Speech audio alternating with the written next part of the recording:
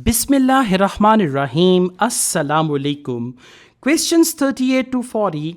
No more than 2 words from the passage for each answer. So it can be 1 or maximum 2 words.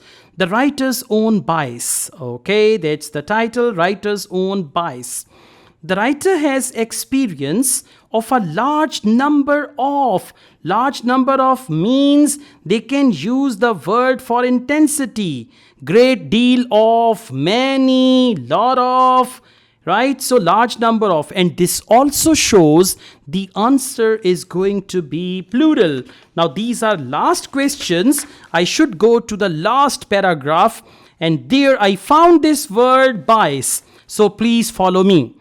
I'd best declare my own bias. As a writer, I am interested in the exploration of ideas. Now, ideas cannot be the answer because we are looking for something that is a large number of. I've done a great many. Wow, great many means large number of. And what is next? Expeditions. Expeditions will be the answer. Why?